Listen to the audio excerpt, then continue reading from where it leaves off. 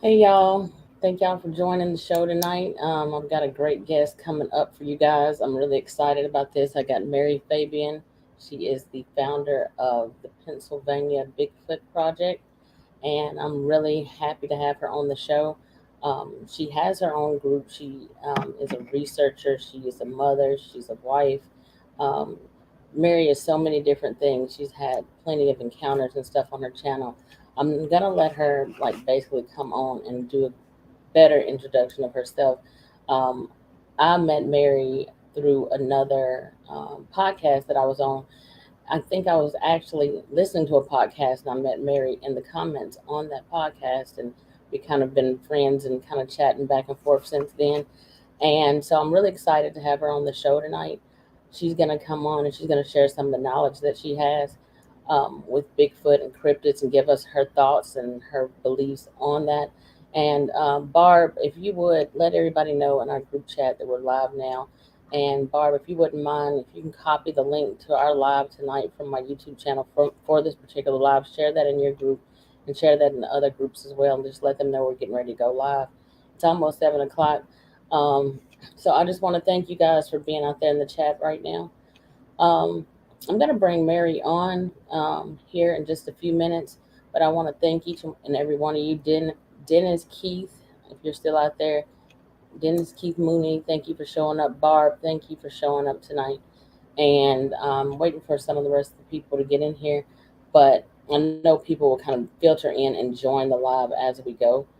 Hey, Ona Holly, you joining from Kentucky. Okay. Thank you for showing up. William London, thank you for showing up. Y'all make sure y'all share this link for this live right now. Share that other groups because I want to get a decent amount of viewers or whatever for the show tonight because Mary's got some good information. And just to give y'all an update on the show that I did last week with Mike from Abnormal Investigations, there will be a part 2 to that show. He will be coming back again. We have Mike coming back again on this coming up Wednesday for part 2 and for Q&A. C. Campbell, thank you for showing up. Katie Seal, thank you for showing up tonight. Tamara, thank you for showing up. I appreciate each and every one of you. We are right about, and yeah, Barb, and also Barb, if you and anybody else who's moderators, I don't see anybody else that's a moderator. No, Tamara's out there too. Both of y'all are here. As people filter in, like make sure y'all let them know when they have questions. Put their questions in all caps, and if y'all will also let them know when they put their questions in all caps. What we're gonna try to do, because I try not to get too distracted when I'm live with a guest on the show. I want to let them be able to get out as much information as possible. So as people start to filter in, y'all make sure that y'all let them know to try to save their questions until we get to the Q&A. I might take questions here and there as we go, but I'm gonna try as best as possible to like try to wait on questions. So whatever questions y'all have, make sure y'all put them in all caps. That's more noticeable for me. Hey, Lisa Fink, thank you for showing up tonight. But without further ado, and also y'all make sure that y'all greet everybody as they come in too, because like it's hard, and I don't like to interrupt my guests to like do like greetings and stuff like that. I try to do that right before the show. Sugar Britches, thank you for showing up tonight. I appreciate you. I'm just getting ready to go ahead and go live. So I thank each and every one of you. But like I said, y'all let everybody know questions in all caps. And with that being said, and without further ado, we're gonna bring Mary Fabian on now, and y'all just make sure y'all monitor the comments as well, like as you're moderating tonight. Mary, how are you doing tonight? I'm doing great. How about you? I'm doing pretty good, about as well as can be expected. Thank you for coming on the show and being my guest. I'm so excited and happy to have you here with us tonight. Oh, happy to be here. Well, Mary, so I'm gonna let you basically introduce yourself for those who don't know you, who don't know who you are. Basically, oh, Sugar Britches knows who you are. He said, "Howdy" at Pennsylvania Bigfoot Project. Hi. Y'all make sure you go over and Barb. I don't know if you're in her group or not, but I will at some point during the show. I'm gonna try to share the link. If you're not a part of her group, then try to go over and join her group real quick. And I want somebody to go over and also copy and paste the link for Mary's group in the chat tonight, because anybody who comes on, they can go over and join the group. She is an amazing group too. A lot of evidence, boots on the ground research. So, well, but with that being said, Mary, can you go ahead and give an introduction to yourself? Sure. uh, I am the founder of Pennsylvania Bigfoot Project. We are it began as a Facebook group uh, back in, the Facebook group came about, I think, in 14 or 15, 2014 or 15. But before that, it was a heck of a lot of other stuff going on. Uh, but I am also a mother, grandmother. Um, I'm owned by my border collie, Sinead. I like that. She'll probably make an appearance. She jumps up on my chair behind me every so often, so she I make it understand. fun. Uh, Okay. I am I am an author of a book and a few articles that I've written in various magazines, including the Yowie Times. Hi, Primal Cry. And my book was recently published. It's on Amazon Kindle. It's called What I've Learned About Bigfoot, 50 Years and Counting. And what I've learned about Bigfoot so far is very little Okay. compared to a lot of people.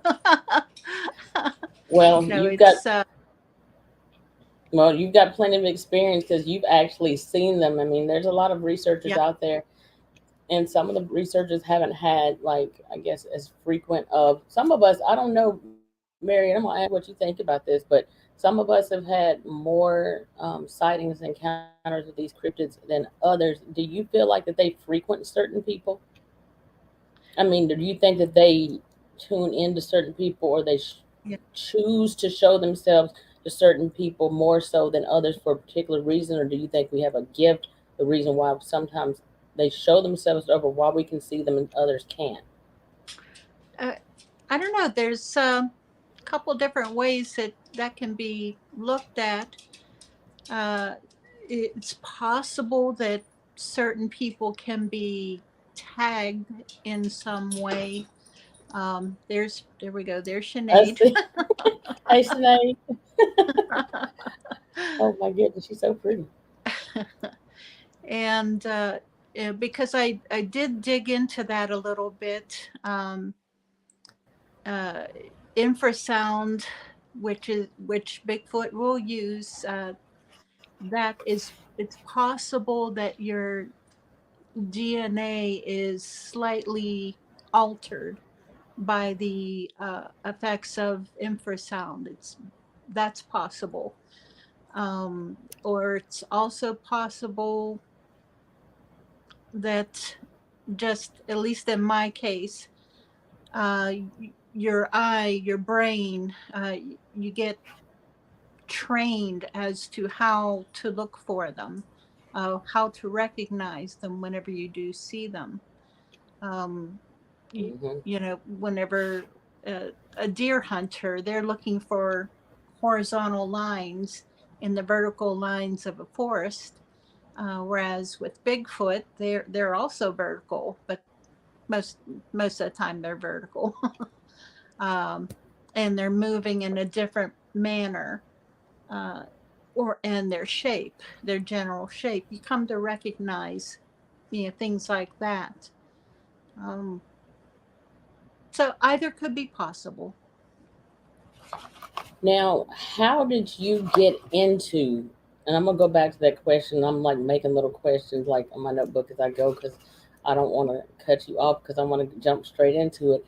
How did you get into? What made you start doing Bigfoot research, and what made you start your group? Well, we'll just start back at the very beginning. Whenever I was a kid, I was 11 years old.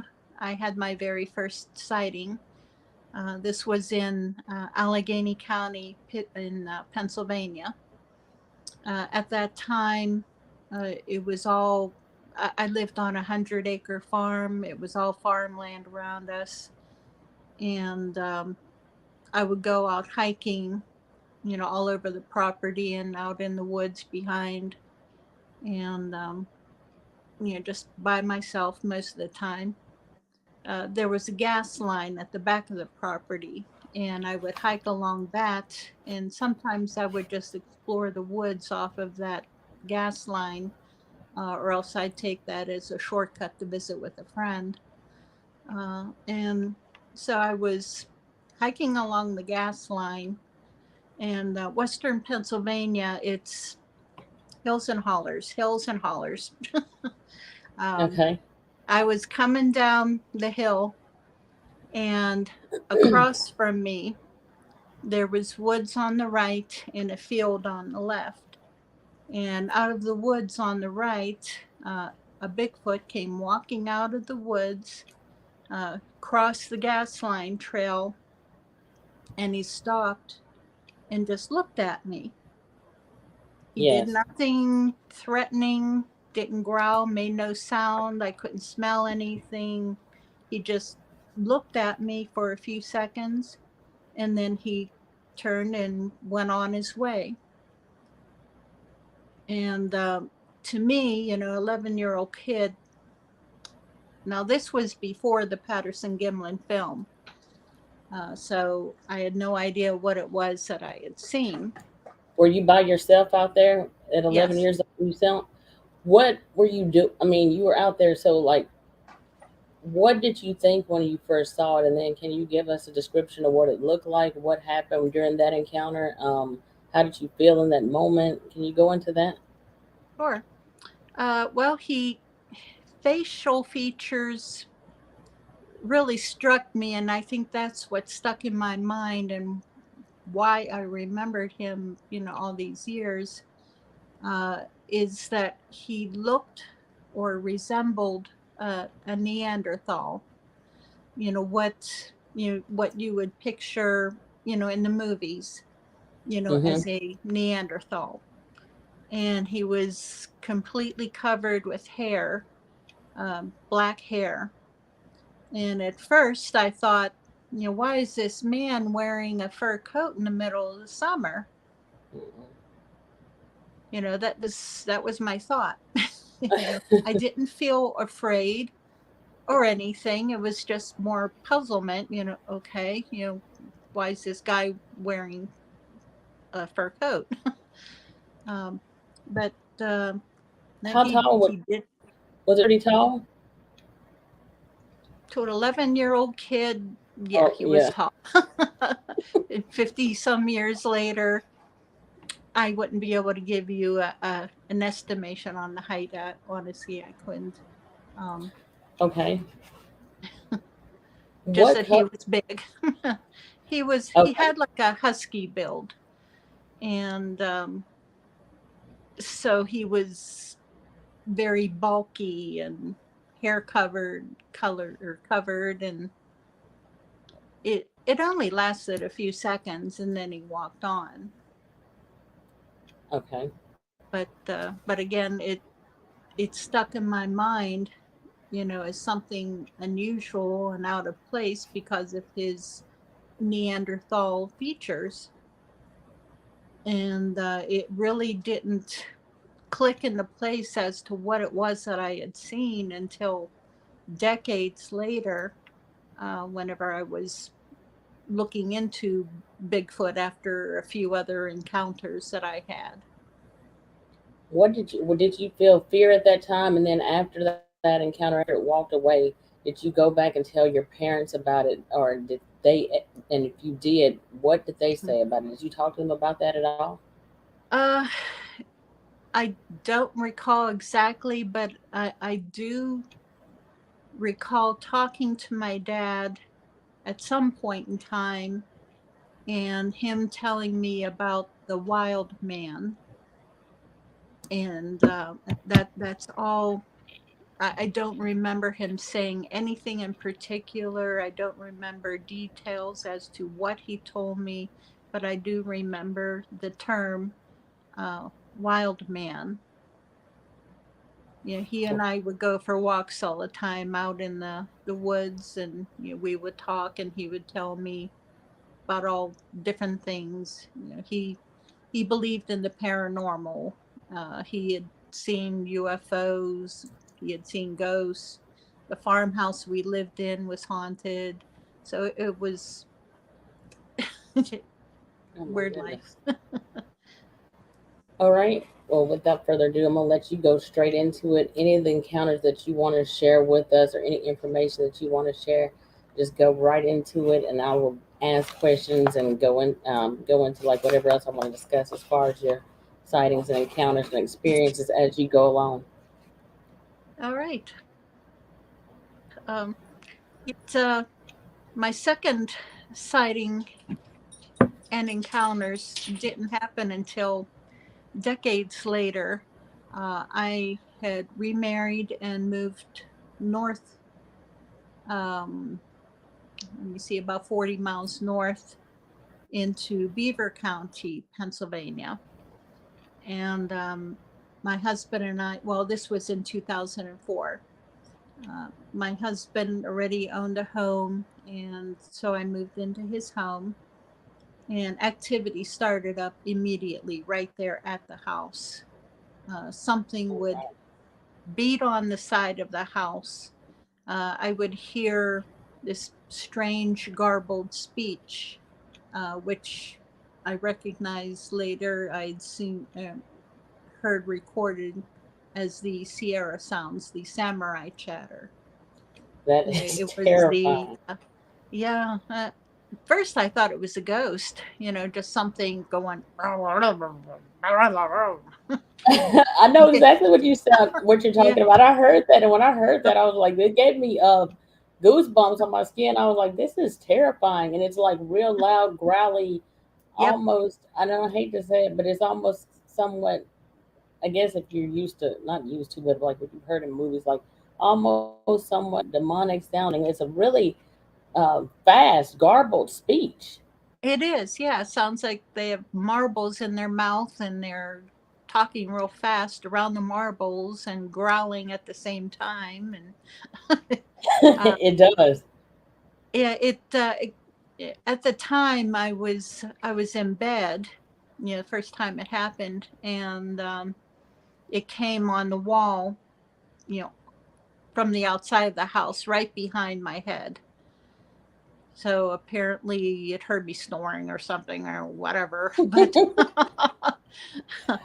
but yeah, it woke me up, and I'm wondering what the heck, is that the former owner? Is he haunting me? Is he unhappy Hmm. that I'm here? And it was just strange.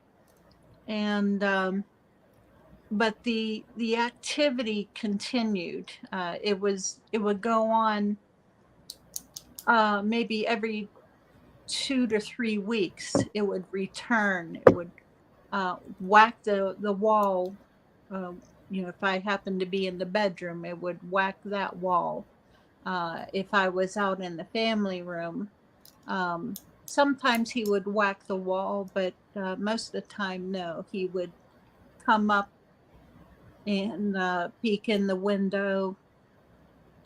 Uh, there were During the summertime, the pond above us up on the hill, and I would hear the tree frogs all the time, and the frogs up in the pond. But whenever he was around, the frogs would go silent, so I knew he was there. Any other time of the year, if the frogs weren't going, my dog would warn me. This was a different dog than Sinead. Uh, I had another border collie then, and her post was laying at the back door, watching out the back window, Hmm. and she would just lay there constantly. This was her guard position. And whenever he was around, she would, her hackles would raise. she would give like a mixture of a soft whine and a growl, just a mixture of the Hmm. two. And then she would back up, crawling, until she was up against my legs, shivering in fear, just absolutely terrorized by what was outside. And this went on 12 years. One night, I just got sick and tired of him because to me, what he was doing was bullying her, just to see her reaction. At first it scared me, I didn't know what was going on. But after a while, it was like, okay, you're scaring my dog, and Hmm. she was a rescue. She had been brutalized by her former owner. Oh And it wow. was like, okay, you got my Irish up now. So the one night, um, she acted that way. She came up to my legs, just totally terrorized, total. And that's it. My temper went. I got up, threw open the back door, grabbed the golf club that I had sitting there, and chased out after him. Oh my God. You went out there? Oh yeah, Mary, oh my God. he went running up over the hill. No, no, no. I can't even believe you went. What did your husband think about all this at this time? Did he already believe in them? It was once y'all moved in there, like after you got in there with him, did he already believe in that kind of stuff? Did he think this was strange? Was he afraid or? What, my husband? Yeah. Uh, he is. He supports me. He's not. He's kind of in between a believer and a skeptic. He is totally 100% supportive of me. Okay. And he's never experienced anything.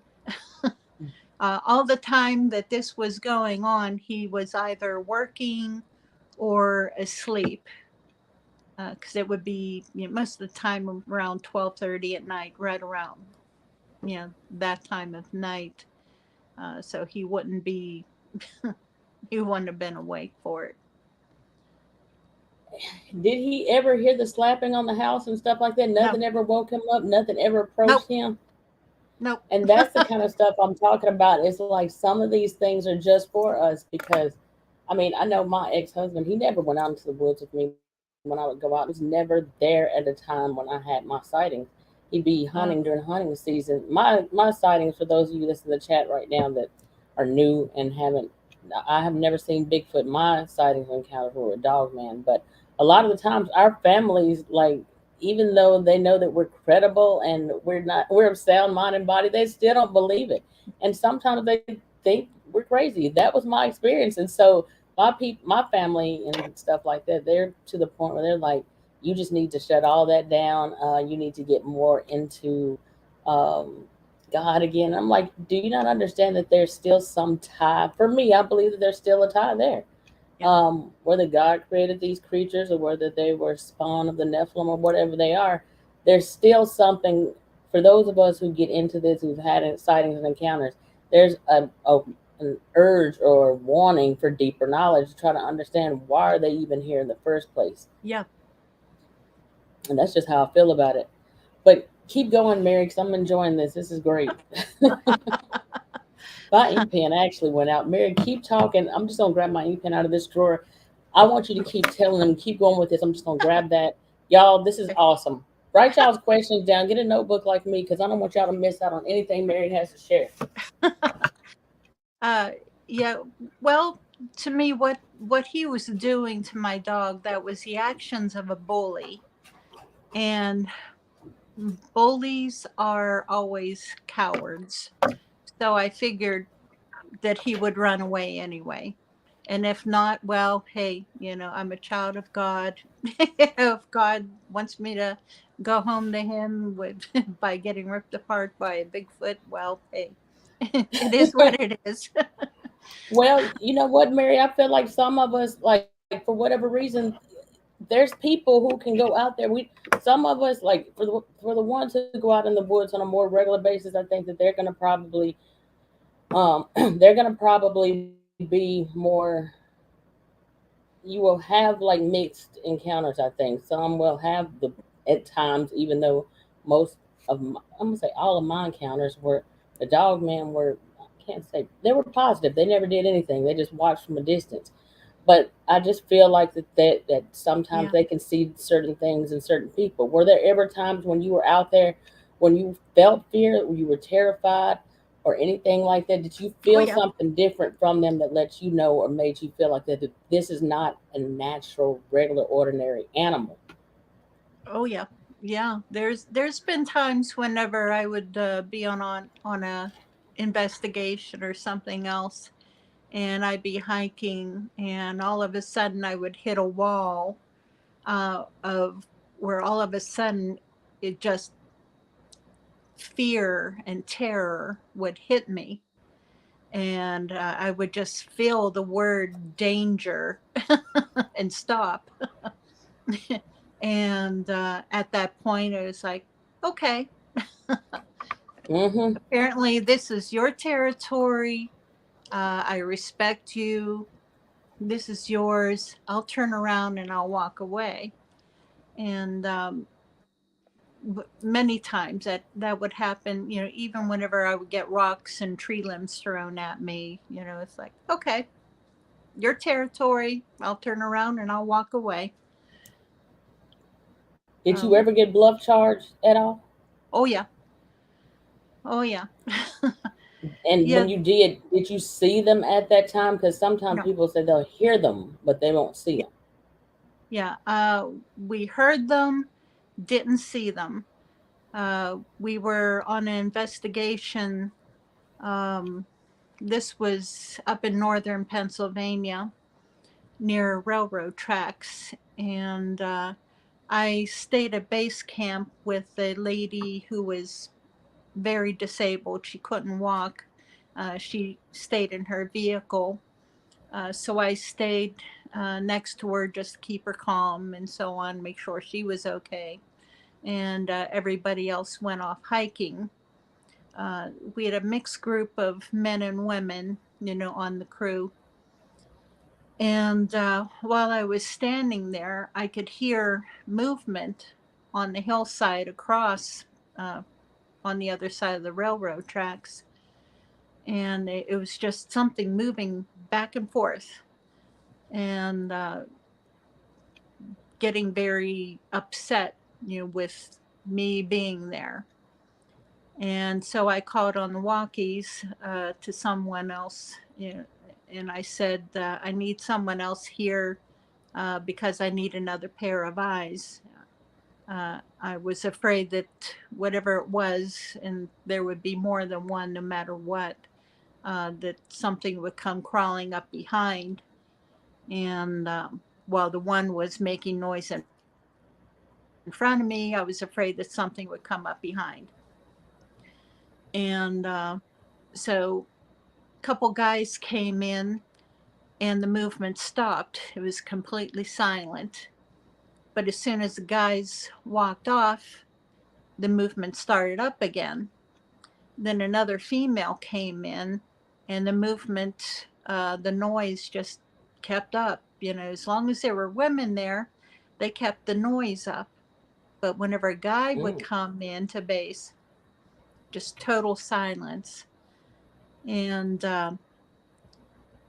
this went on for a while. And I could, all of a sudden, I could smell like a sweet, sickly sweet, flowery smell is just very sickening sweet. And I recognized that from something that Kumbo had told me. Now I'm talking about Tim Kumbo Baker, mutual friend of ours. And he had told me before that smell is their breath. And if you could smell their breath, that means they're really close. Oh Now, wow. I was standing next to my truck, so apparently one had slipped up behind, crawled up underneath my truck, and so I said, "Okay, I can't leave because of this lady," and so I moved up. So the tire was between me and him because I didn't want him reaching out and grabbing my ankle. You saw it go under the truck, Mary, or No, how did, no, I could just smell him. I could and I just smell think I him. remember you telling me about this before. I don't remember if you told me other than somebody else mentioned something like that before. Maybe, I don't But know. that's pretty bold, Mary, that they so this was pretty close to y'all. Yeah, yeah, yeah. He crawled up. These were juveniles, so they weren't full grown. It crawled up underneath my pickup truck, and I recognized that smell from the description that Kumbo had given. And I thought, no, I have to stay calm for the sake of this other lady. And so I just stepped forward so the tire was between he and I. And while that was going on, the uh, another lady was there, who was covering, but apparently the one had slipped through anyway. But Mm-mm.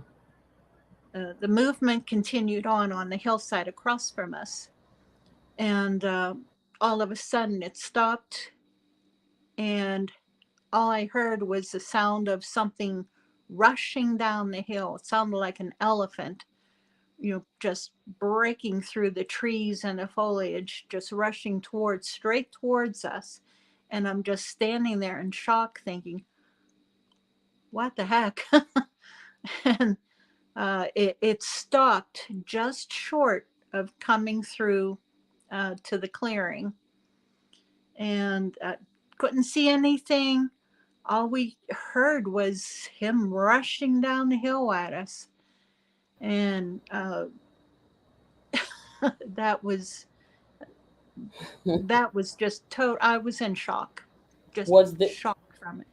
was this during that what do you call it? Was this during the gathering that you had together with Kumbo and the rest of the other researchers that was with y'all? Because I think, did you say it was about six of y'all that were out there all together? And can you tell everybody, y'all, this is y'all about to hear something like this terrifying and amazing. And I was awestruck when I heard this because Mary told me this story for the first time before she ever connected me with Kumbo. Mary, she just had to, like, we talked about it behind the scenes, and then when I talked to him and I asked him about it, he told me the exact same thing. So this is Oh, very okay. interesting. Okay, I know which one you're talking about. No, that where I got bluff charged, that was in Pennsylvania, but the instance with Kumbo, there were about 13 or 14 of us. This was out in Oklahoma.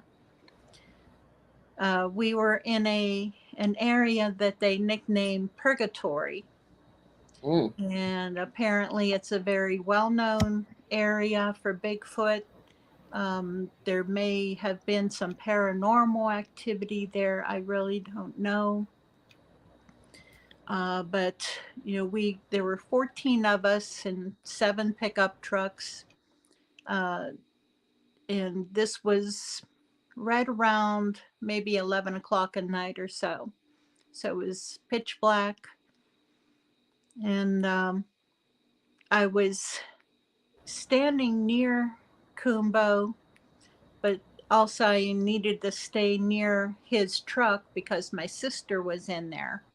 And my sister had never uh, seen a Bigfoot. She was not experienced. She would panic if she would have seen one.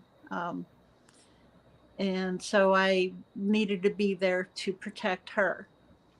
And but all that evening, you know, the guys would make various calls and so on, and um, nothing would happen. Uh, Kumbo had a special instrument that he used and to call in the Bigfoot. So he used this instrument, and it's very, very difficult to reach the certain pitch on this specialized instrument, in order, because there's one pitch that you have to reach that is the pitch for Bigfoot. Okay. And so he got it, and we heard a reply from one direction. Uh, uh, we heard a Bigfoot roaring from a couple miles out, and you could tell it was a couple miles out. And he was hot and angry, and he was running in, roaring all the way. In the meantime, we heard another one in the opposite direction. Same reaction, roaring and running in, a couple miles away. Another one replied. He was, yes, Richard, correct. Only it's a special shofar, a specific shofar. It's not any shofar. And that was hard to come by too. It wasn't easy to Exactly. find. No, no. And, a third Bigfoot roared from the north, and he started coming in hot and hard and angry. And, all three of them came roaring in, like I said, from miles out. And here we are. It's like, okay, we got three of them, and they are not happy. And so the three of us the 14 of us kind of huddled in together. A lot of them had weapons drawn just in case. And but the Bigfoot came in, but they stopped about 50 yards out, and we could see the eye shine. We could hear them moving around. They didn't engage each other, but we could hear them just moving around. And And Mary, you said this was about like three different clans of Bigfoot that were coming in from several different yes, directions, and you were telling me miles that out. y'all heard them coming from miles out. Yes, yeah, So they were running in. so when this was going on, y'all are hearing all this, and y'all everybody's standing at their truck doors with the doors open, from like what you told me and what Kumbo said also, just in case y'all, because nobody knew. Was this his first time blowing this shofar at that moment? Nobody knew what was going to happen once he blew that. No, he had blown it a couple times before, because we were out there for a week, and this was, I think, the fourth night out, and he had blown it a few times previous nights. And yeah, we would get reactions, but nothing like that. Nothing. We would hear a call out in the distance, in reply. But that one, he must have reached like the optimal tone uh, to, to piss them off. Excuse my French. No, you're. So uh, when they came in, they pretty much came and they stopped at the tree line. yes. What happened from that point? What Uh, were y'all doing? What happened after that? well, we just stood at the ready, me, I was just getting ready to jump in the truck, to, because I think I was riding along with Kumbo that night, my sister and I. And so I was ready to jump in the truck. But I wasn't, I was still outside the truck, because I wanted to experience whatever I could experience, on that trip, because that was the purpose of it, to see and experience. And I know my impression of it was, though, that whenever they came in, they were responding to the call, and Mm-hmm. whenever they came in, they stopped, and they were milling around, just moving around, not engaging each other, but it seemed like they were waiting um, waiting for another signal, waiting for something else to happen. And whatever that was didn't happen. And so it quieted down. They left, and we were fine. And we stuck around maybe for another half an hour, and nothing else happened. So, excuse me. Now you were saying it's like they stood around waiting. Like Kumbo didn't know what was supposed to happen next. No, These no. cryptids, these Bigfoot, they didn't. It's like they were waiting for what she's saying. That's like they were waiting for these. They was waiting for. I don't know if it's further instruction or something was supposed to happen with that. But whenever, how long did it? How long did they stand there? Like before they ended up finally retreating back into the woods. And did they? Um, And did they come I past don't the know. wood line? Maybe, yeah, they came past the wood line. Well, the three different directions. There was a cow field at one side with some brush, and they stayed behind the brush. Uh, the one from the north, there was a tree line up there, so they stayed right just inside. And the ones to the west, uh, trying to think what was over. I think there was a mixture of brush and a tree line, but they stayed right. They never came out into the open, at least Was that we that could see. We although we could see eye shine.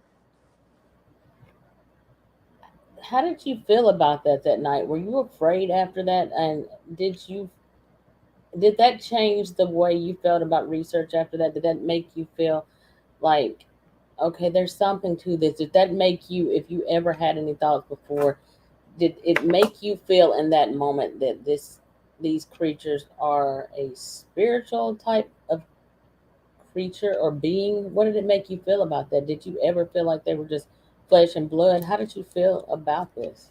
Well, up until that point, I thought of them as flesh and blood. And after a while of, experiencing that and their reaction to that and thinking about it, going over my memory as to what happened, the sequence of events, it confirmed to me that, hey, okay, Dr. Melba Ketchum and her DNA results did show that they had Nephilim DNA. Is so it's okay. This confirms it. Well, when you so you've chatted with Melba Ketchum before, and I have too, and I Yep. know she had, and I have to go back to those old messages. But what did she get like in her research as far as the Bigfoot DNA? Can you break that down for what you were told as far as the DNA was concerned? The DNA, it shows unknown primate and human, and then the Nephilim. Uh, from what I recall, that's what their DNA shows between the three, and it's the so apparently somewhere somehow in the government DNA databanks they've got a sample of Nephilim DNA that she was able to identify it as Nephilim DNA. Now, somebody asked me, and I'm bringing this up to you for a reason because I know I've had people before. Because I've talked to her and not talked to her, I've chatted with her on Messenger, but she's answered Yeah. some of my questions. But a person that is a believer but somewhat skeptic too, and they were asking, well, how can y'all say it's part Nephilim DNA? Like, who has a Nephilim in a lab in order to be able to say it's Nephilim? Um, that unknown. When she said unknown, I took that to be Nephilim because for me, Yep. like as a Christian, I look at it like this: like for the ones who believe straight up flesh and blood, I do have everybody who comes on the show, whether It's the woo, the supernatural, flesh and blood only. I feel like everybody deserves to have a voice in this, so I don't Yeah. disrespect anybody in it. But I do believe myself personally the Nephilim theory because for me it's the only thing that covers the entire gambit of it because the Nephilim were flesh and blood, and at the same time they were supernatural, spiritual. Also, they did eat, they Yeah. did procreate. They also could do things that other natural animals could not, cannot do. Right. Cloaking, I mean, and I'm not talking about, what do you call it, camouflaging, like how you have octopus or different animals, Yeah. lizards and snakes and stuff like that can blend in. They can do that too. But we're talking about like things like, I call it the predator effect, that whole Yeah. glimmer. Have you seen that in your research while you've been out there, Mary? Like with that? I've never experienced it myself. I've heard quite a few witnesses talking about it, though. They and that's how they would describe it as being the predator from the movies. Um, I've Mm-hmm. no idea how to explain it other than okay, optical illusion.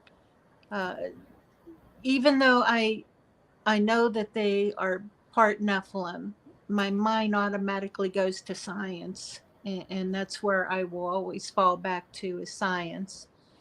And there are certain circumstances where, uh, like the infrasound that they'll hit you with, that affects the optical nerve. Your eyeballs basically are water, so it will make your eyes vibrate and will affect what you're seeing. Plus, infrasound causes hallucinations, amnesia, migraines, upset stomach, diarrhea, all kinds of crazy effects on the human body. Um, but, as for that effect, I don't know. Is it from the Nephilim DNA or is it from the infrasound, which other animals in the animal kingdom also use as a defense mechanism or predator to prey. Mm-hmm. Do you feel like, so when we're talking about infrasound, do you feel like is infrasound and being zapped? Would you say that some people call it zapped? Is that the same thing? Yeah, yeah, that's the same thing. So I'm just wondering, like when it comes to that, what purpose do you think that they use that against us? Are they trying to immobilize us or put us in? I don't know. Like how would you explain that? Because I've heard this before. Yeah, from what I've experienced it, I have experienced it a few times in different ways. I think my humble opinion is that it's more of a uh, they're discouraging us from coming in closer to them. That they just want to be left alone, and I can respect that totally, and I do, and I try to teach others to respect them. Anytime you get a sign that you're not welcome, respect it. That's their home. They're protecting their family. Just turn around and walk away. And that's how I feel about whenever I get hit with infrasound. It's them saying, okay, I'll get hit with I'll feel a sudden migraine just hit, or a sudden upset stomach. It's like, okay, yeah, I don't feel like going forward anyways. I'll just turn around and go back. And since we're talking about infrasound, I had wrote down something that you had mentioned earlier: DNA possibly being altered by the effects of infrasound. Right. Can you speak on that and why you feel that, or why do you say that? Like, what is your thought process on that? Well, I've done a lot of Google is a wonderful thing. um, it's a great tool. You just have to be careful where it takes you. So the websites that I do reference, they're mostly government websites or university websites. And Okay. in my group, I've got in the file section, there's one file that it's all website links regarding infrasound. Just and one, I think the top one is a military experiment on infrasound from back in the 70s. And I think there was another one that I referenced. Also, it was I think it was either a university or hospital uh, website where it mentioned the DNA being affected in some way by getting hit with infrasound. And what's interesting about that, I'm writing this down, but what's interesting about that, when I interviewed Kumbo and then some of my phone conversations that I've had with him, like, and even when I met up with him when he came to the property where I had all my sightings, Kumbo, and for those of you who don't know who Kumbo is, like, he is like one of the original, like, big time, I mean, I call him big time researchers in this, like, Yeah. he's up there. Y'all, if you don't know who that is, like Kumbo, and I, what was the show that they had? Was it Bigfoot Outlaws back in the Yes. day, Mary? Yeah. Yeah. The podcast is called Bigfoot Crossroads, but the group that he was in was called the Bigfoot Outlaws. It's no longer active, though. But They, that was great. yeah, I that mean, they just some of the were, stuff that they shared. Back at the time, I think he was still working together with yeah, Bear and Kumbo. yeah. Bear had asked me to become an outlaw at one point in time, but this was right before they broke up, so I was never made officially an outlaw. Well, Kumbo was a NASA scientist, and he Yes. worked at he worked for NASA here. Like, y'all know I'm in North Alabama. He worked at NASA on Redstone Arsenal Yeah. military base, and he actually told me, and I don't remember. You might know this. He can't remember if he said it was in the 70s or 80s as a scientist. He Yeah. said that he was able to actually Yeah. recreate infrasound and actually test it. And it was kind of funny when he told me this, but he said he was actually able to test it on other people, and it actually worked. And I was like, wow. But Yeah. I just I didn't Yeah. know there's something that you could recreate like that. Yeah. The funny thing is, he was the one that actually made the discovery of, the correlation between what the Bigfoot were putting out was infrasound. And so he recognized the effects on the human body um, from his experiments at NASA. And, so he was able to rig up a cheap infrasound detector that whenever they would get in the vicinity of Bigfoot, he would point it towards them, and the detector would put out a hum that showed, okay, this is infrasound that they're doing. And yeah, he's the one that made that discovery. Mary, real quick, I wanted to let me see. I want to put this up real quick because I really want to question this person real fast. But Obelisk Nind, I don't know how you say that, but it's not. They say, and this is just. I want to address this though because I want to ask them a Yeah. question on it. It's not Nephilim. It's flesh and blood, nothing more, nothing less. Nephilim does not mean giant, as in height or physical power, but in stature and influence over men. Just so you know, like, we never stated what we believe. I don't believe that all Nephilim are all giants, and so some of this what we're talking about is just supernatural creatures or beings, and these are our theories. And so, like, what I do on my show, everybody gets a voice in it. These are all theories. There's no experts in this. So when it comes down to it, I'm not gonna be one of those people that say nobody has a Bigfoot or Dogman in a lab in order to be able to study these creatures. But what I will say is this: is that just because each person has their own experience with the Bigfoot or Dogman on their property, just because in one situation You have not been a person who has witnessed them having, they've never spoken to you in the mind speak, or just because you've never seen them actually cloak or have the predator effect, or because you personally, and I'm not, this is not an attack, I'm just trying to break this down and explain it in a way that you'll understand, and just for others too, always understand like that there's, and I respect your belief that you think that they're flesh and blood only. Everybody has a right to their opinion, but I just want you to know that just because some people have not all had the exact same experience, you have to take into account the things that are not flesh and blood type behavior or characteristics. I've seen dog men at times when I've been looking at them straight on, whether it was straight on with my camera or my phone, or straight on with my own eyes, and seen the head, the shoulders, and the upper body. And then there's the opening of the trees in the bottom. And it's like, where's the rest of the body? And explain that. That's not, when was the last time that you saw a dog and you saw half of its body and it's not covered up by leaves or anything like that, and you can't see the rest of it?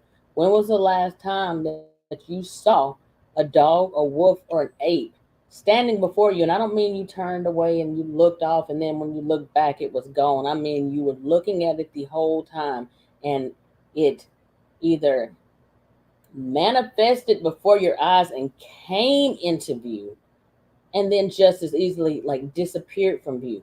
So this stuff happens too, the same way that we can have belief in ghosts or aliens or anything else. You have to be, you don't have to be open. Everybody has a right to their own belief. But understand that there are people who have things like this to happen to them. Understand that there are people who actually have these creatures to be able to manifest inside of their homes. When was the last time? And I'm not saying like some people have not trained their dogs. I'm not fighting you at all. I just wanted to address some things because some people don't know all this. But these things are able to do stuff that other animals cannot do. And so I appreciate and I respect that. But I want to make sure I bring some stuff out there, because there's times when people don't understand some of the information that is out there on these things. So I don't feel like it's an attack. I appreciate and I respect your opinion, but just understand that from one person to the next, we have all had some of the same experiences and some different. But you have to be able, if you want to say flesh and blood only, okay, then also explain the other side of it too. And once you can narrow that down and explain that part away and come up with a rational reason behind that, then okay, to that day, we can't really say for sure. Because I'm a person that's open minded enough, and I know Mary is too, open minded enough. She started out, you started out flesh and blood only, didn't you, Mary? Absolutely, 100%. Yeah, absolutely. Yeah, And up until that point.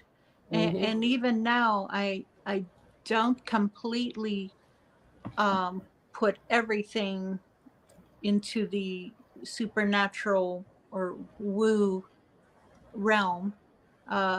I go to science, as I said before. That's where I fall back on. I fall back on science. And if it can be explained by science, that's where I'll go. And it's, as for the Nephilim, the Nephilim, they were eradicated by the flood. Um, when was that? 5,000 years ago, I think, is whenever the flood supposedly happened. And so, whatever creatures were left over or missed by the flood, their DNA would be so watered down by this time that whatever powers that the original Nephilim had would be.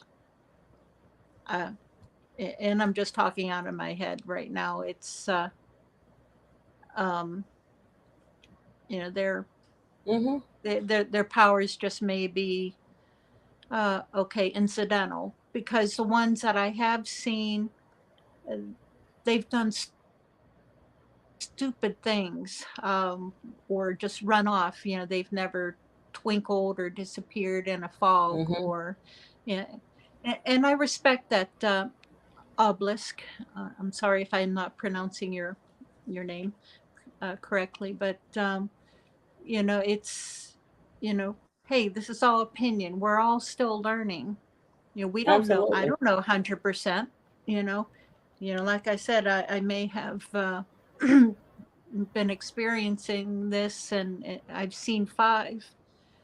I've seen five Bigfoot. One of them I've seen 3 times, and they've all been flesh and blood creatures. It's just Mm-hmm. my interpretation of what happened with the shofar, um, that they did not come during just whenever Kumbo would be blowing it. It's only whenever he would reach the certain pitch that they would respond. And apparently, the pitch that he reached that night was like, okay, this is the pissed off pitch, I guess. I don't know, but they came in hot and heavy, and um, it was a frightening night. Um, but yeah, yeah, hey, I respect, everyone else's opinion. That's all it is. It's opinion. I can't prove a thing, and I'm not out to prove anything. I don't care. I could Absolutely. care less about proving anything. Um, my thing is, I want to learn. Mm-hmm. These are amazing creatures, just Absolutely. absolutely amazing. And so that's all I want to do. I want to learn. And I do so, too. whenever I talk to Kumbo, it's like, let's soak it in. I'm a sponge. You know what, Mary? What I'm gonna do? What I want to do is like together. We're not finished yet, y'all. Matter of fact, because I know how I can go. Because I got so many questions for Mary, and I know I can talk all day. Because every time like somebody's talking and they're telling stuff, I got questions. I like to break stuff down. I'll have questions from Yeah. what she's discussing, and then she'll say something Plus, else. I I'm have like, oh my, yeah. three other sightings to talk about. Okay, so okay, well, y'all hold y'all's questions. I'm gonna let her get into these other sightings, but I do want to say again, Obelisk, that was an attack on you. I just had to No. address that and say that before I got too far on. And real quick, I want to speak on Richard's comment real quick, and then we're gonna move right along because I want her to get into these 3 other sightings. Richard Cox said Bigfoot or Dogman cannot Yes. be a Nephilim. They can be descended from them due to centuries of breeding. I Yes. don't. Well, my thought on it, and that's I'm gonna put it They like have the this. DNA. I'm gonna say this, Mary. This is just my thoughts on it.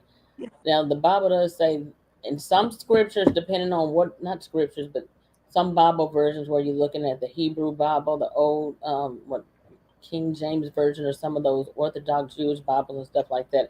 In some version, it'll say the Nephilim were on the earth in those days, and some it'll Mhm. say that there were giants on the earth in those days. But it Right. does say, and also after that. So we do know that they did come again after the flood. Y'all Yes. had like King Og, you had David and Goliath, you had the Canaanites. It was Right. so many different factions of them, the Zamzumim, the Rephaim. Hmm. So you have to understand like some of these things, and when part of the reason that the whole flood situation, what I never could understand, like for the people that were defiled by the fallen angels, one thing that it was saying in Genesis also that the animals were defiled too. So some of the animals had to be wiped out. And then when you go and look further, and then you get like the book of Jasher, the book of Giants, and the book of Hmm. Enoch, it goes in and says that they were defiling the animals too. Yeah. So when you get into Yeah. that, you have to understand and look at it. And then actually, and I cannot remember if this was in the book of Giants or if this is in Enoch, but it actually talked about monsters were being created. Yeah. So understand like that not all these things I think a majority of them probably did die off, but not all of them did. And if they all did die off during the flood, for whatever reason, some of these things were able to come back again and be able to recreate these different creatures all over again. Yeah. Yeah. But go ahead, Mary. Yeah. What I was going to say is, regarding DNA, uh, there's people who, they've had their DNA tested through ancestry.com and so on, and the results will come up as, uh, okay, Spanish, English, Russian, and 0.3% Neanderthal. That 0.3% does not mean that you are a Neanderthal. It just means that you have a little bit, after all these generations of Neanderthal DNA in you. That doesn't mean that you are Neanderthal, just you have that teeny tiny little bit of Neanderthal DNA left over after many, many generations. And after 5,000 years, it would be the same as Bigfoot because they have interbred with one another. They are also capable of breeding with humans. And there are quite a few stories of that. And Now, real so quick, there's a Mary, lot, because I don't mean to cut you yeah. off, but when you talk about the genetic part of it, and the blood types, were you talking about like Rh negative blood type, the Neanderthal blood? Is that what you're talking about? RH, that's something different. It's like I said, you have your DNA tested, and it may say your ancestors came from Ireland, or they came from Slovakia, they came from uh, South America, somewhere in South America or Central America or Africa or the Arabian Peninsula. Uh, and there may, not everyone, only a certain percent of the population on the earth has a teeny tiny little bit percentage of Neanderthal DNA in them. Okay.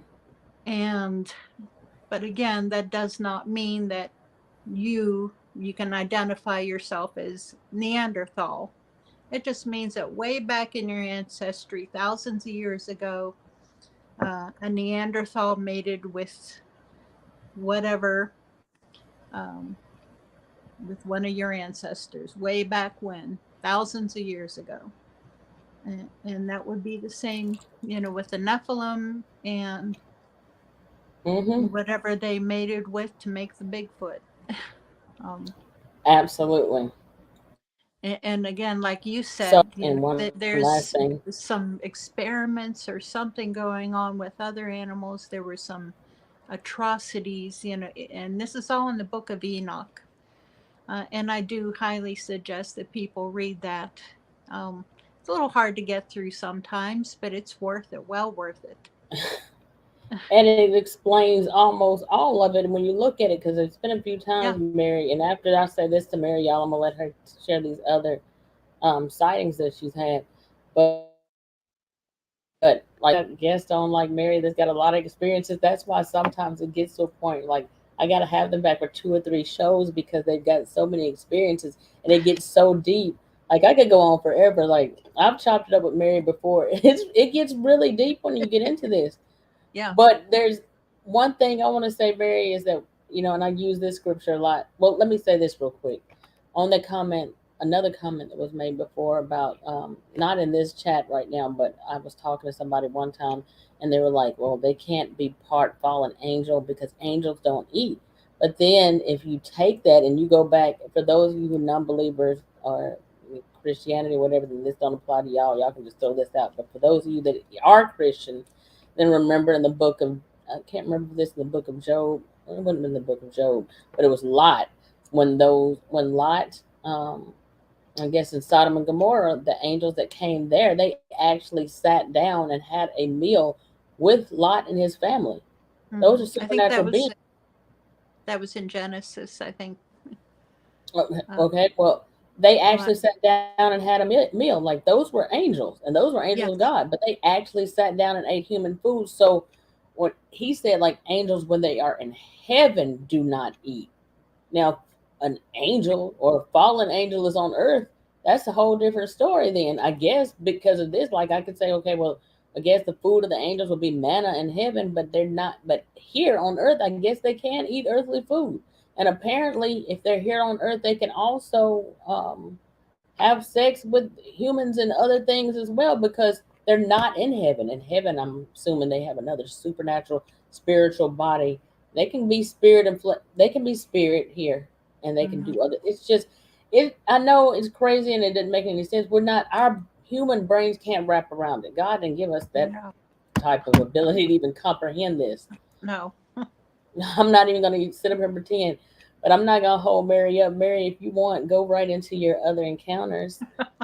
I could go on forever. I got so much stuff. I'm gonna have to write a whole. I've got so many notes. I'm bringing Mary back again too, y'all, because Mary's gonna come back and co-host on some shows too, because I've got so much for Mary. But I'm gonna bring her back also for a part two, because I've got other things I want to discuss with Mary. But Mary, go right into that. All right. Well, let's see. Uh, Went into the one. Well, the we had activity at. I was talking about the activity at my house that I used to live in. That activity, the beating on the side of the house, and him peeking in the window and terrorizing my dog. That went on for 12 years. And I saw him peeking up over the wall behind the house one day. I was out in the backyard and saw movement, and there he was just looking up over the wall. I saw this huge head, and he had. I couldn't see any facial features because he was silhouetted by the sun right behind him. Uh, but I could tell his hair was like a it was a beautiful color hair. It was like a golden, sparkly, um, rusty gold, just sparkling in the sun, and very pretty. But I pointed my finger and I shook my finger at him. I said, "USOB, I see you." And he ducked down real quick, and um, but I let him know he wasn't scaring me. And but that, again, that lasted for 12 years. And we moved away from there, and we built a new home a little bit further out in the country, in Lawrence County. And this new property, while we were building the home, I would come out here and I would check around the foundation, and I would find footprints around the foundation. I found tree structures in the area, a couple structures behind the house in the woods, and I've heard a lot of vocals around here late at night. And uh, the one, let me see, we moved in officially in early 2017, and I think in May 2017, I was sitting out on the front porch, just enjoying the sunshine and the fresh air, enjoying the view because there was a field across from us. And at the end of the field, there's a tree line. So this day, this was around mid-afternoon, around 1:30 in the afternoon. I watched uh, a herd of, well, 3 deer come trotting out of the tree line, uh, go down along the tree line, and then cut into the woods at the bottom. Behind them, here comes a Bigfoot, just walking behind them, not running, uh, just walking right behind them, cut in to the game trail right behind them. Now he was, um, I think, at least 7 foot tall, and he had a leaner build than the other ones that I've seen. He had a more athletic build, and his coloring was like a grayish brown. Um, and I've seen him twice more late at night, where I would see him running in the backyard across the field and onto the other side. And yeah, he's he's still a big guy, but a little bit leaner than the other ones. And let me see, there was another one that I skipped over that I missed. Um, Columbiana County, Ohio, in 2015. While my husband and we were looking for property to purchase to build our new home, and we were out in Ohio because right now we live right across the state line, uh, very close, maybe 20 miles. And on the other side is Columbiana County and Beaver Creek State Park. And in between Beaver Creek State Park and East Liverpool, Ohio, we were driving down Route 7. And I was a passenger in the truck. My husband was driving, and I was just looking out the window.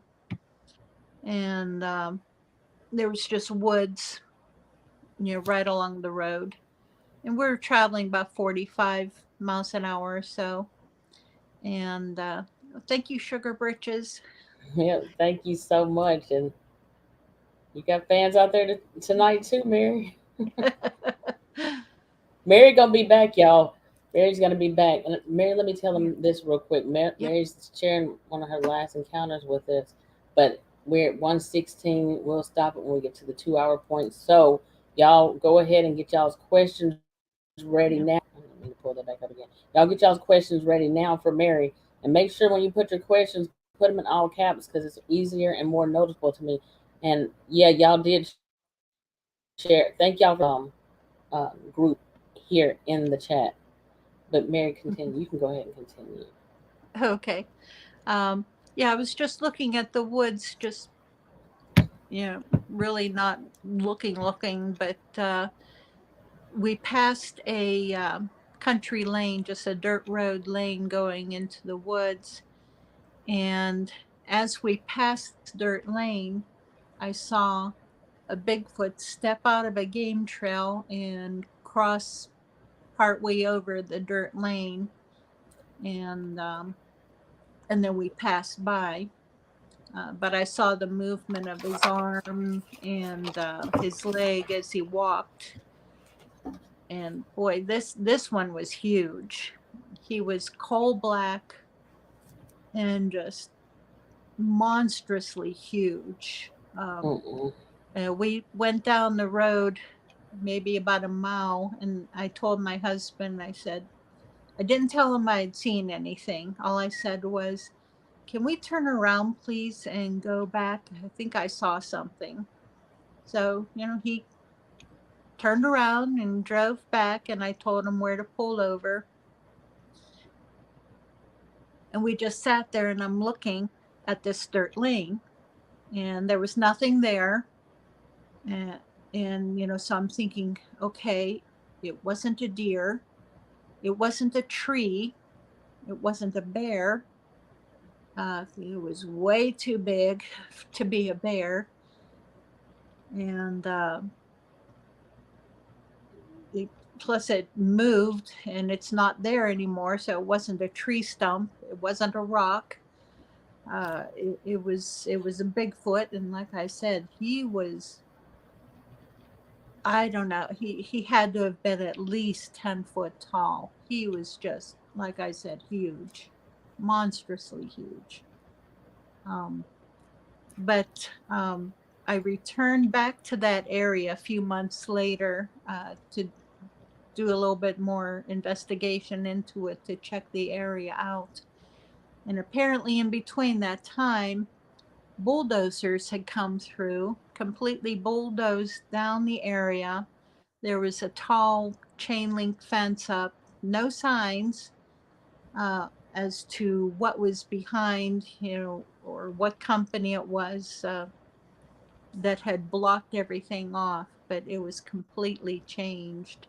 But I could tell that there was a game trail there. Uh, but yeah, you're right, Richard. As a matter of fact, Kumbo was involved in some of those experiments for the military. He worked for that. He did some For of those NASA. experiments also. Yeah. Yes, he did. Yeah, yeah, he can get in some pretty good detail as to what he did with his experiments. It's crazy. Um, but yeah, that area was completely changed.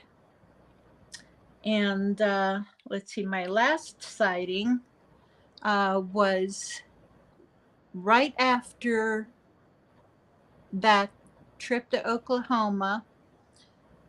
We finished up that night that I talked about at Purgatory, where the Bigfoot came in on us. We left there around 11:30, 12 o'clock at night, and Hmm. we pulled out. There were about 7 pickup trucks in our convoy, and one of the guys was having trouble with his truck, so we pulled over into the parking lot of a casino. And so everybody got out and they had their heads underneath the hood of the truck trying to figure out what's wrong. But 4 of us, we were pretty tired. We just stayed in the truck. My sister and I were in the back seat. I sat behind the driver. There was Dave, the driver, and then Chuck, the passenger in the front. And as soon as the truck stopped, Dave and my sister, they both got on their phones, just playing whatever games that people play on their phones or texting. I have no idea what they were doing. I'm always making fun of my sister, saying, "Oh, you're playing Words with Total Strangers again, huh?" And she laughs about that. She said, "They're not total strangers; they're friends." Yeah, she's become friends with them now. That's how it works. Yeah. So, they were playing on their phones, and Chuck and I were more experienced. Chuck has had a few sightings also, and so we knew no matter where you're at, you always stay alert. So uh, I'm just looking out the window, and I see something running out from in between the casino and the building next door. A tall, upright figure running past the pickup trucks across this brightly lit parking lot, running doggone fast, um, across the highway and into the woods on the other side. And I'm just in shock, what did I just see? And Chuck said, "Did you see that?" And I said, "Yeah, I saw that. It was a Bigfoot." We both said at the same time, it was a Bigfoot. And um, so we talked a little bit. We both figured it took him about 3 seconds total to run this distance. And offhand, I'm sorry, I can't remember the distance. But later on, whenever I got home, I was able to figure out how fast he was running because I went on Google Earth and I measured from point A to point B where he came out and where he went into the woods, and versus along with the time of 3 seconds. So I was able to figure out how fast he was running, approximate. Mm-mm. And want to take a quick guess? About 65 miles per hour. How fast do you think he was running? 65 to 70 miles an hour. That's pretty good, but not quite that fast. Because the dog might have been clocked at that. It's crazy. How fast was it going, Mary? 52 miles an hour. Y'all don't stand a chance. The No, same way you can take off no, running from a dog and then jump on top of a car, you ain't got no chance of Bigfoot based on what she just said. Dog man either. no, no. You You may don't as have well a just chance. You may as well just stand there and pray and ask God to Yeah, just take you out of that situation because that's, yeah. I'm sorry, you ain't gonna make it. Yeah, a security guard came out, because they were wondering what the heck are these people doing out there in the parking lot, 12:30 at night.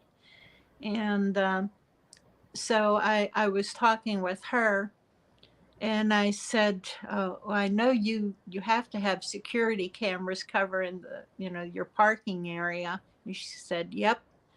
And I said, uh, I know that your security cameras had to have caught that Bigfoot that was running. And she said, oh, yeah. And I said, do you think that we could get a copy of that? And she said, nope, we're going to destroy that as soon as I get back in the building. She said they catch them on the cameras all the time. They raid the dumpsters around back. Their employees refuse to go out back to take the garbage out late at night because of the Bigfoot being back there raiding the dumpsters. She said they will never share any of those videos. She said they was gonna destroy the videos. Yeah, that one. Yeah. Where was this? Where was this at? You didn't say this was a. Where was this? Who was A gonna destroy casino, it? a casino in Oklahoma. I'm just gonna put it out there for y'all right now. Like, when it comes down to it, like the government is. You know what? Let me put it like this: the fact that this is a casino worker and she said that they were going to destroy it, instead of her feeling like, oh my god, like we got some really great evidence here, like let me save this and let. That means that these people, I mean, I guess the government knows, or whoever these secret people, this is just my theory on it. People know that they're not supposed to share this stuff. They are, I don't know, do you feel like certain groups or certain people are being told, Mary, don't share this information because it's like they already know in advance we got to destroy this. Oh, yeah, definitely. Yes. Yeah. Well, for them, for the casino, it was a matter of business. They don't want to scare away customers. They want um, customers to State, come to gamble, not to hunt Bigfoot. Okay. Do you know? how often did you use Okay. that How certain often did you use frequency? that? And do you know the Yeah. hurts? It hurts of that. How often was that used? It it was the shofar. Uh, I don't know if you know very much about it, but it's a horn. Uh, from the Bible, basically. If you read the story of Joshua and the walls of Jericho, they Joshua had an army of, I think it was around 12,000 soldiers, and they were told by God to circle um, the city of Jericho, circle the walls.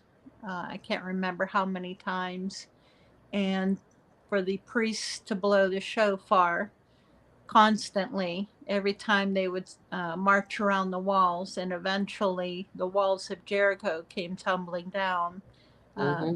because it's a certain frequency. But for uh, people who use the shofar, it's like using a trumpet.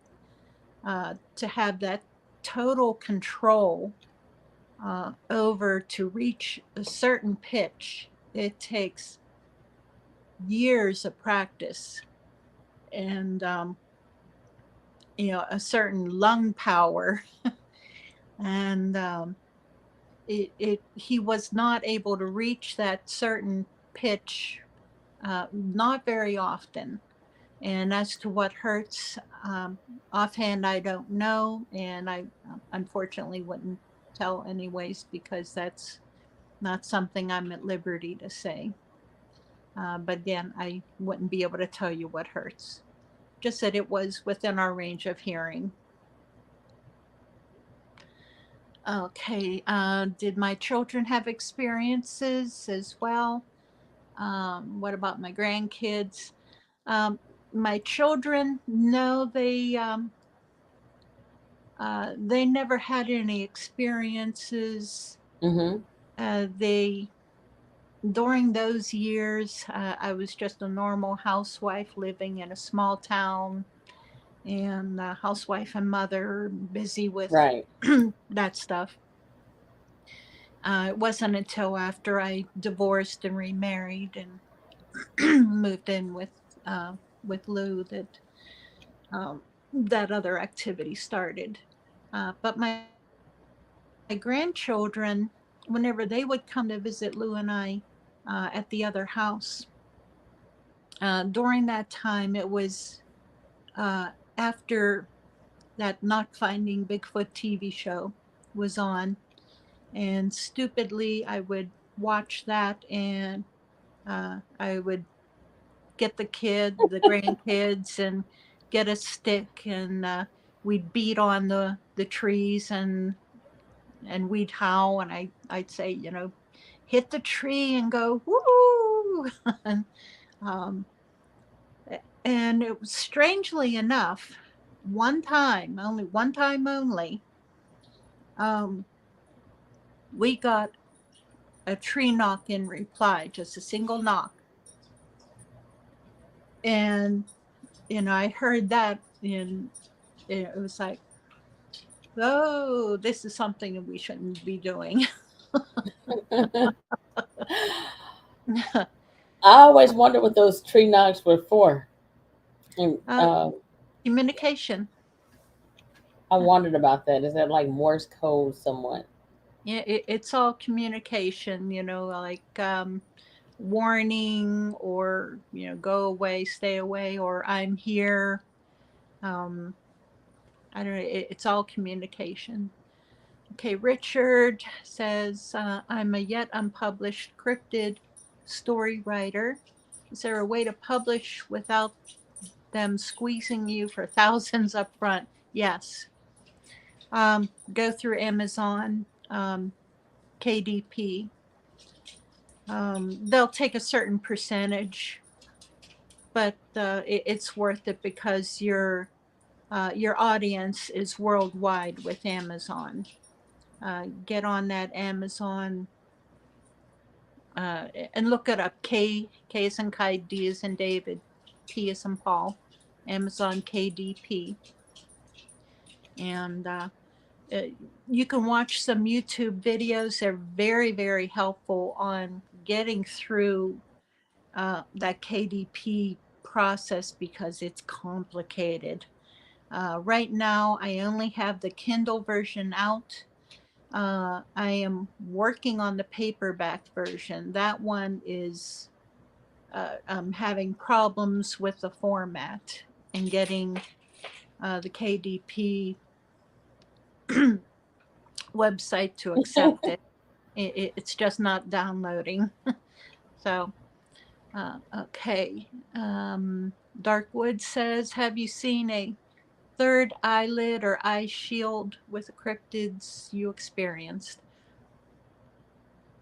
No, I've never seen any. In fact, I've never gotten that close. I think to see something like that, you'd have to be pretty close um, to one, and I fortunately haven't been that close to them.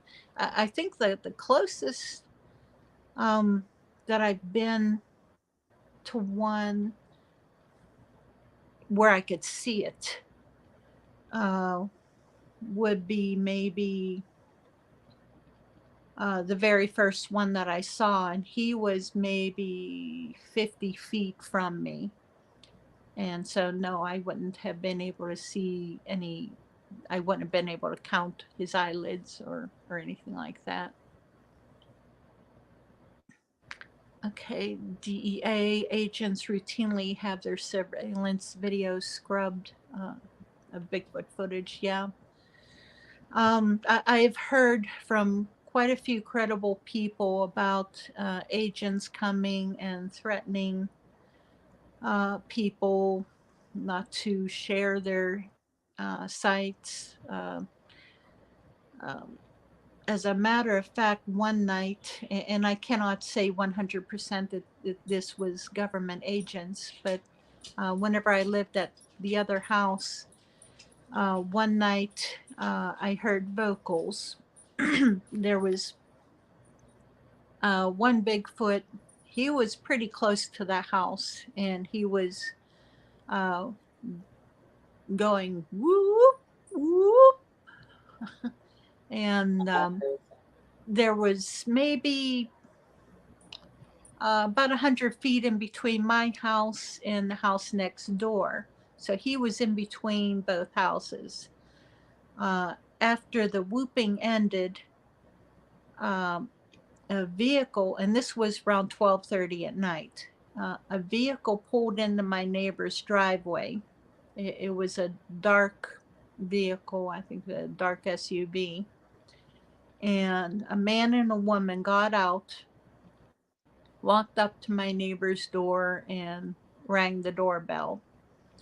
And of course, middle of the night, you're not going to answer the door, especially a single lady. She wasn't answering her door. Right. And so eventually they gave up and went away. They drove down the road, um, and they didn't return. But were they government agents sent there to see if she had heard anything or seen anything? I have no idea. Um, it was just something that was a little suspicious. Right. Now, Mary, have you ever had any threats or any calls like where they told or any people, suspicious people, like is it like I guess what you're talking about right now, to pull up or threaten you, or have you ever had your phone or computer wiped of pictures or information that you've had? Nope, nope. Um, any photos that I have, um, I put out public anyways. I don't hide any information. About the only information that I do not put out, you're welcome, Darkwoods. And the only information that I will not put out is confidential, um, a witness name, a witness address.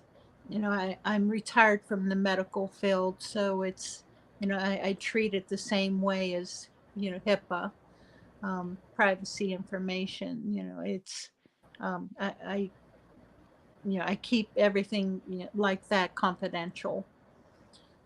But as for anything I experience, any photos, I put out public. I'm not hiding anything. I had taken photos. I was in Oklahoma again this past October, and I was taking photos, random photos around the cabin, and I may have possibly gotten two Bigfoot on one photo. And so I was able to zoom in on this photo, and all you can see is two figures, the shapes with a distinctive cone head, wide shoulders. Um, were they Bigfoot? I don't know, but just that the shapes resemble Bigfoot. They would have been laying over the edge of the bluff, peeking up at me as I was walking by. They I had gone back to that area the following morning to double check that there wasn't anything there that I could mistake for being, those figures. And there was no tree there, there was no stump, there was no rock there. There was nothing there that I could mistake, for being the two Bigfoot. And there were twins that were spotted before in that area. So was it them? Pretty possible. Okay, Mary, have you seen orbs, metallic ripping or popping sounds in the woods or portals? I have not seen, well, I have seen an orb long, long ago, but was it? I wasn't Bigfooting at the time. I was just standing up on a hill talking with friends, and I saw this orb. In fact, there was a gigantic ball uh, just zigzagging down a hill towards the river, and then it disappeared. It could have been ball lightning. It was coming down along a power line, so it could have been a side effect from the electric. I don't know. Now, Mary, Yes. do you think that those orbs? Because when I talked to Greg Yost when I interviewed him on the show, Greg Yost believes that Mhm. the orbs are the Bigfoot in that situation. He believes that they're the Bigfoot in spirit form, or interdimensional, or supernatural form. What do you think about that? I have I have no idea. I've heard different things. Um, could they could be a side effect maybe from uh, well, their energy, no matter what. It's energy of some form because they are moving independently. Um, wait a minute. I did see other orbs. In fact, a couple months ago, we were up in uh, along the state line between New York and Pennsylvania. We were investigating a farm, and we saw orbs coming through the woods and moving along a hill. But the thing is, there was also a gas line up on that hill. And after further digging, we found out that um, there's the there's a pop-off valve or something where gas is released, and at nighttime, that gas release could be in the form of gas balls that would have floated around. Is that what happened, with everyone else? I don't think so, unless there's a gas line or a power line nearby. Um, I have no idea what it is. No power lines around. Yeah. Um, I don't know. There's a heck of a lot of mysterious things that goes on that cannot be explained by science, at least science that we have now. Um, okay. Have you noticed any of my equipment failing while filming or dates changing? Um, Batteries have died at certain times while I've been out. Dates changing, no. Batteries going dead, yes. That has happened. But again, um, infrasound will do that. Uh, infrasound will, Infrasound. yes, infrasound will cause battery drain. It'll affect your electronics. And again, this is from a military website that I read that on. And I've got all of that linked in the file section of my group. All right, Okay. y'all. A newspaper. Sammy said a newspaper delivery guy claimed a red light followed him and hovered just above his car for 5 or 6 miles. He was scared to death. And like I'm just gonna say this too, like because a lot of times, a lot of things, some things don't get discussed when it comes to Bigfoot and Dogman, is that a lot of people who've had Bigfoot and Dogman encounters, there are bright lights in the sky, often spotted in the woods during those Yeah. encounters, and also UFO sightings as well. So it's got to make you Yep. wonder. Sometimes is there a correlation there with that? Like, why are they Yeah. able to be? It's just weird. Yeah. It is. Yeah. We don't know. Um, no idea. Not a clue. Are they related? Don't know. Possible. Don't know. Okay. It's all. Marquetta, I want to tell her this real quick. Marquetta, can you please share that? You got a video that you shared with me before And I need you to share that in the group if you still got that video on your phone. It's like of a teeny tiny little small minuscule. It's just so weird. I didn't even know what to make of it. A teeny tiny minuscule little UFO. I mean, you can see it looks exactly like a UFO. It's teeny tiny, it's small. It has the dome shape on top, all of that. But it's in her backyard and it's hovering right low in the trees. It's like I don't even know what to make of this. It's like a miniature, like a teeny tiny UFO. I don't even know what to think about that. Marquetta, Yeah, share that in yeah, the group. Everybody needs to see that. And yeah. share that I've other video. seen. Oh no, go ahead. I was just telling her, share that other video too with that other, it's another weird video Marquetta has with some type of light beam or whatever going across, but you can tell that it has intelligence to it. I can't even explain it. Marquetta, share both. If you still got those, share both of those in the group. That's real weird. I need everybody to see that. Yeah, I've seen quite a few videos with light anomalies, orbs, and different things like that. It's I don't know, no idea. There's a great video that Barton Nunley Hmm. just put out. He's a Bigfoot researcher from Kentucky. Great That's guy. I love Barton. That's my friend. Yeah, okay. He just put out a video I think yesterday. I highly advise everyone to watch it. It is fantastic. He received a letter from a uh, scientist who had been working in Land Between the Lakes, Kentucky for many years. And he had a lot of information, lot of great information. So yeah, I highly advise everyone to watch that.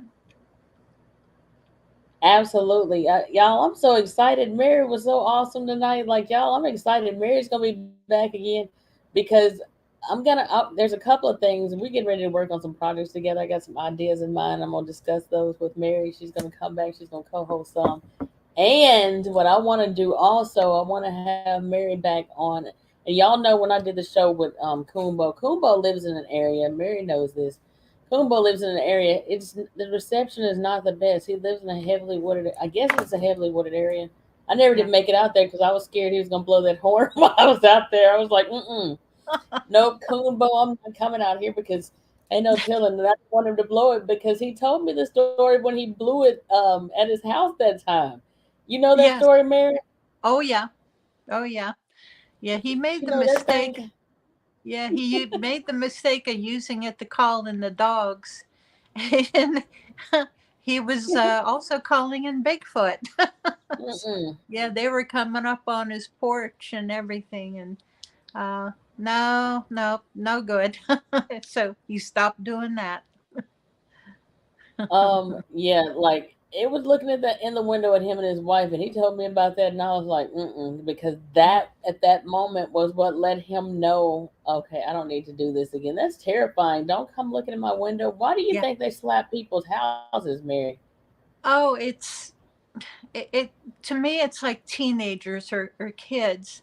You know how kids will come up and they'll ring your doorbell and run away, just to see your reaction. Yeah. And that's what it is. I've had my truck shaken a couple times with me sleeping inside. I've got the back of my truck fixed up with a bed in the back, and I'd be out camping and wake up to my truck shaking and everything, and it's like, okay, go away. I'm not gonna. I'm Mary, not gonna so play around with your games, and to me, that's what it is. let me ask you this. So during your years of research and everything that you've seen and you knowing these things are out there in the woods, and y'all, this is gonna be the last question I'm gonna ask Mary, and I'm gonna bring her back.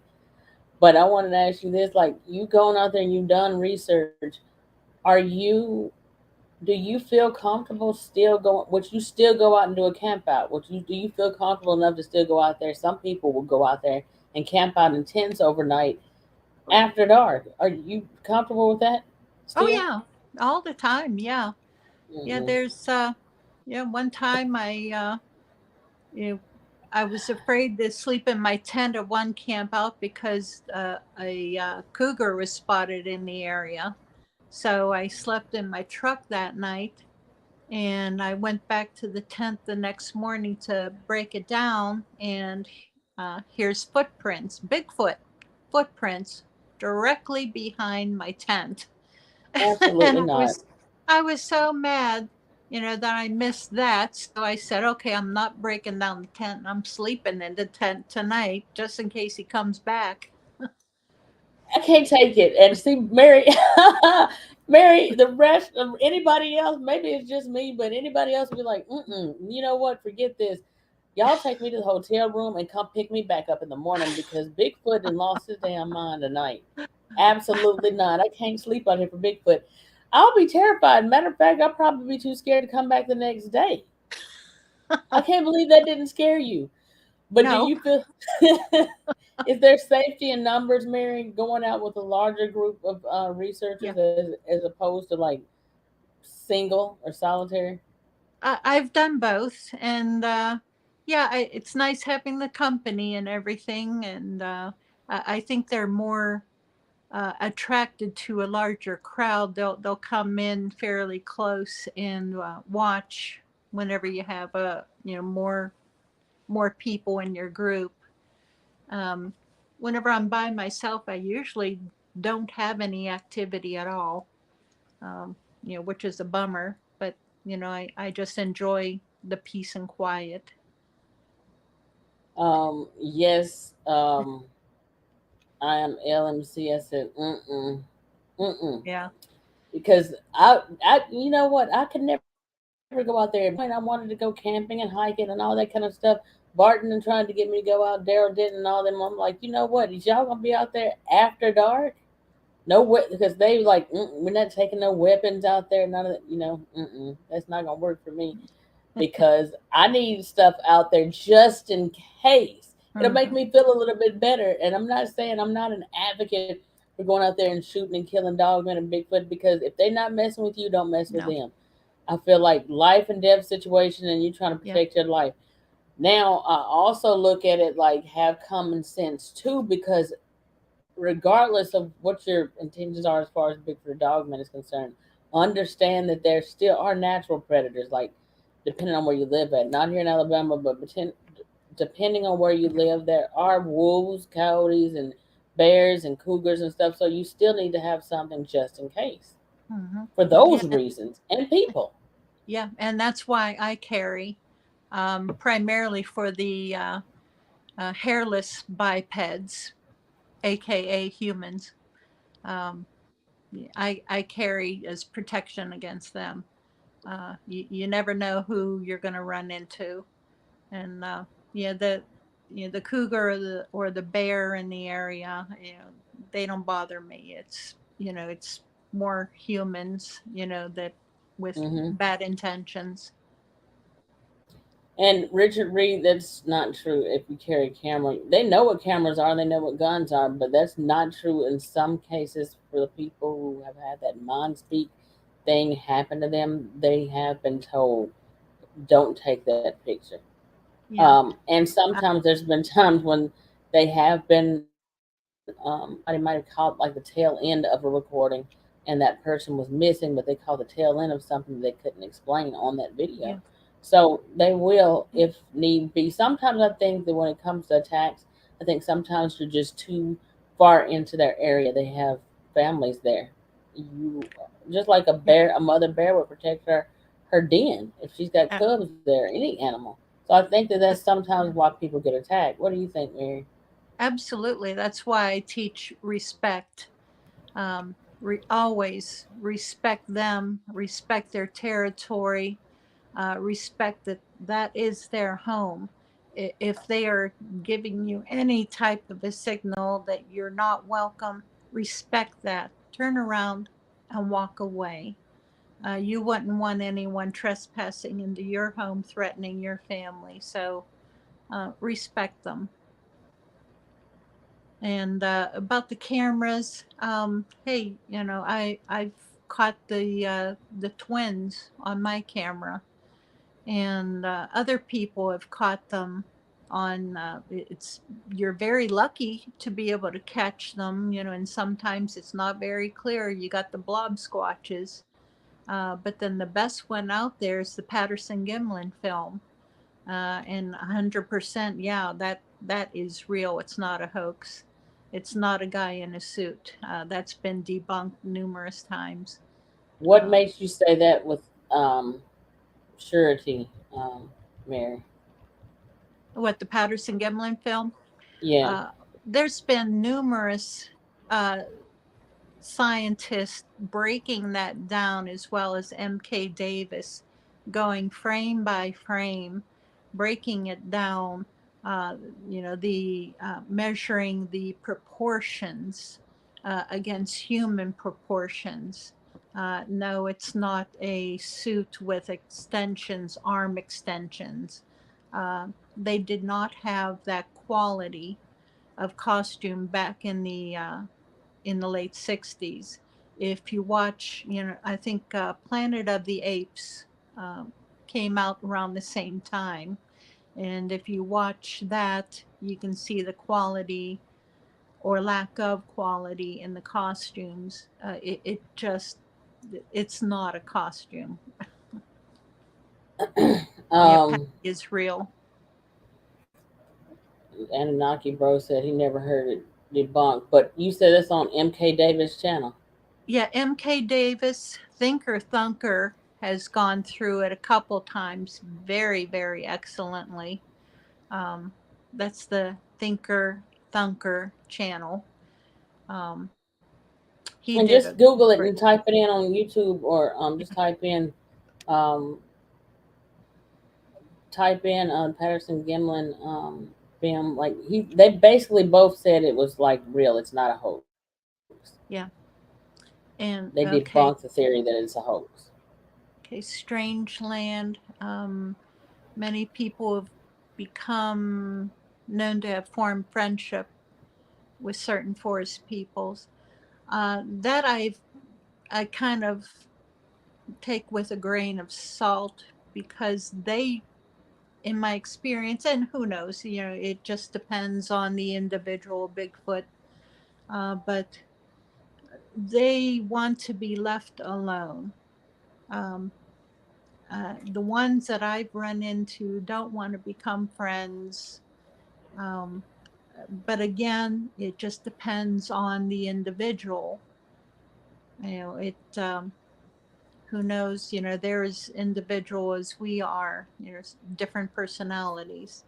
But the ones that I've run into, no. Well, with that being said, yeah, we're gonna shut it down for the night. But I'm gonna have Mary back again, and she's gonna come on and co-host a few shows with me too. Because Mary, I really enjoyed having you as a guest, and I just want to thank you for coming on the show with me tonight. Thank you for having me. It's about time. And I'm gonna. I know it's been so long. I met Mary like in the early part of last year, and I was like, you know Yeah. what? I made that post in the group, and I want to get more women to come forward and tell their experiences. I know Primal Cry, she's with Dark Woods, and Primal Cry and Dark Woods. I'm gonna have to get y'all on the show too. They have their own group as well on Facebook. Dark Woods, can you or Primal Cry please, real quick, share y'all the name of your group down there in the chat, please, for everybody. Y'all leave y'all's name of y'all group down there below. I think actually the group is called Primal Cry in the Dark Woods. Y'all check that out because they got an amazing Oh, group, and they are boots on the ground researchers, and they go out there and they do a lot of good stuff all the time. Dark Woods, we're gonna set up something soon. And Mary, I'm gonna talk to you tomorrow, and we're gonna get together and we're gonna set up part 2. I do have, I'll let y'all know right now. I do have another show coming up on Wednesday, part 2 of the show that I did with Mike from Abnormal Investigations. Y'all didn't get to do Q&A last time because that show we talked for pretty much 2 hours, and y'all didn't get to ask your questions that you wanted to ask during that show. So there's more encounters to be shared, more victim and eyewitness stories of these unknown canine killings. Unknown canine, they know what the unknown is. They're just not gonna say, dog man. And I didn't even get in some of the stuff that I wanted to ask Mary on this tonight either, because we talked Bigfoot tonight, but I want to talk to Mary about so much more. So we're gonna set this up, and then other than that, y'all, we're gonna tell y'all good night. Mary, thanks for coming on tonight, and I Thank you. will talk to you tomorrow. You have a good night as well. Thank you. All right, good night, Mary, and good night, live chat. Talk to y'all, and I'll see y'all Wednesday on the next live.